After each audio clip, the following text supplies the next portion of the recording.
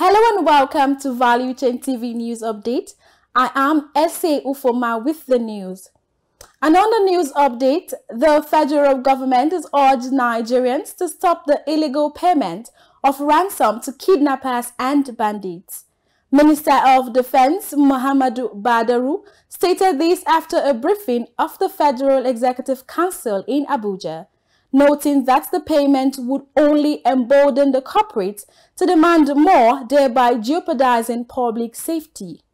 Badaru assured that President Bola Tinubu had directed security agencies to intensify efforts in flushing out the perpetrators of criminal acts in the society. This development follows the trend of Nigerians resorting to raising funds for victims publicly following the adoptions and killing of some Abuja residents. Value Chain asked some Nigerians their thoughts on this. To ask for public to contribute money to pay for ransom, I think whoever has that wish or that have good mind to do that, I think they can help us. We can even help ourselves, because we cannot leave everything for the government. Do you understand? We know it's the responsibility to safeguard the security of all nationals. But I think it's not. We cannot just leave everything for them. Okay, we the public, the masses, we should also stand up and say our opinion and support our also fellow citizens, as well as the government. Maybe they are trying to look into it. It's not everything we can just leave for them. On this case, it's a very dicey one, because going by way of what is happening in the country today, you see people being kidnapped and the ransom be taken from them, beginning to so huge. People don't have any solution than to cry to the public or the government for rescue or for help. But bringing a law to stop this or being a penalty on that, it will really affect the masses. But the solution to all this is for the government to provide security for the masses, and also bring in state police to map every area of they are having a kind of these challenges, because for now the police are not enough. We should bring in the civil defense to join the police to guide the masses, because the civil defense go to their office to go and sit down and doing nothing. The Federal Executive Council, FEC, has expressed concern over the rising cost of goods and services across the country. Minister of Industry, Trade and Investment, Dr. Doris Uzoka Anite, disclosed these while briefing newsmen after the first FEC meeting of the year, presided over by President Tinubu at the State House, Abuja. Dr. Doris highlighted that the president consistently emphasized Nigeria's openness for business, pledging to remove obstacles such as multiple taxation, levies, custom duties, and infrastructure challenges, including power issues. According to the minister, President Bola Tinubu has directed the Presidential Council on Industrial Revitalization, along with the Presidential Council on Fiscal Reform and Tax Policy Review, to expedite their reports and promptly provide recommendations for the growth of the real sector. The Central Bank of Nigeria, CBN, has said that it is set to prosecute forex defaulters across the country. This is coming after the Apex Bank commissioned an independent forensic review to look into the forex exchange issues in the country. CBN Acting Director of Communications, Mrs. Sidi Ali, said that the review revealed grave infrastructure, gross abuse, and significant non-compliance with market regulations, noting that appropriate sanctions will be enforced in collaborations with relevant agencies. The Nigerian Electricity Regulatory Commission has released the 2024 electricity tariff, which shows that the federal government shall subsidize electricity with 1.6 trillion naira in 2024. This was disclosed in the regulatory instruments on the multi-year tariff order 2024 for the different power distribution companies.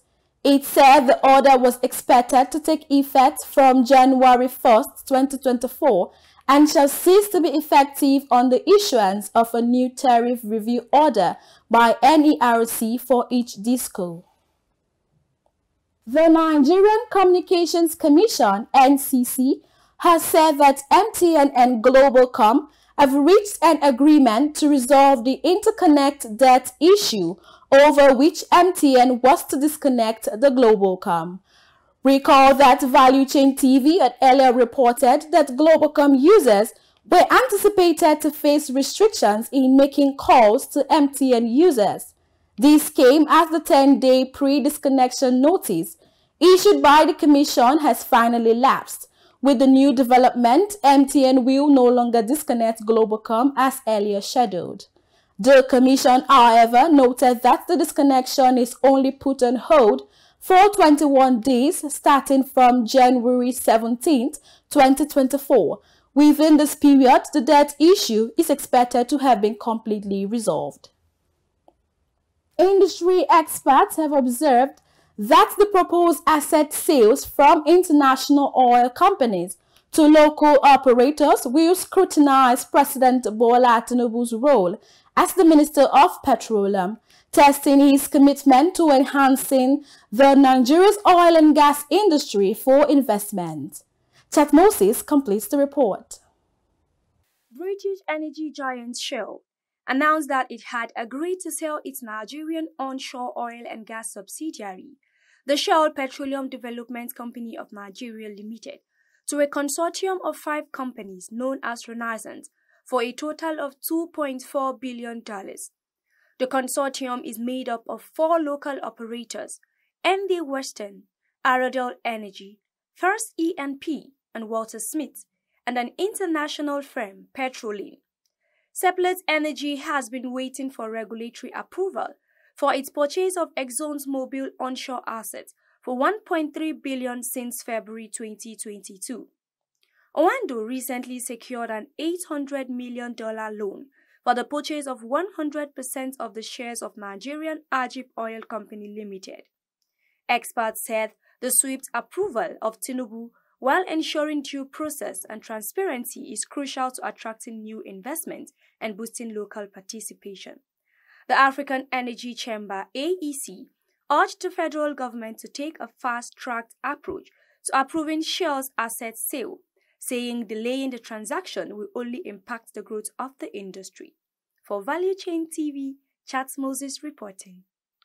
The federal government has assured that the January 2024 date for the take-off of the student loan scheme remains valid. Minister of State for Education Yusuf Sununu gave the affirmation while addressing newsmen after the Federal Executive Council meeting presided over by President Bola Ahmed Tinubu at the State House, Abuja. According to him, all is now set for the scheme to begin with the completion of the student loan scheme website and conclusion on technical plans that would facilitate the kickoff of the scheme. He also stressed that funds have been made available for the scheme in the 2024 Appropriation Act as well as the supplementary budget for 2023. Controversy has followed the president's announcement of the loan scheme in respect to its possibility. Value Chain TV gathered reactions of Nigerians to the recent assurance given by the federal government. I don't think it's possible because all of us are in this country and you see how things are. Anytime normally every 4 years before election, they always bring up something like this. So I think this one is one of their tools for campaign. You understand? This one, this student loan of 18. I don't think is possible. I don't think is something good to go because what is the process of that student loan? How can it reach the student directly? They are thinking of they will validate it from the school. You apply so that the loan will be directed to the student. I don't know how it goes, but I don't think it's something good. And for free education, if you give students free education, it's a problem. Some students will just go and to school and do rubbish. But at least they know there's a loan on them. Because of the loan, how will they pay the loan? And that's it on Value Chain TV News Update. I am S.A. Ufoma. Thanks for staying with us.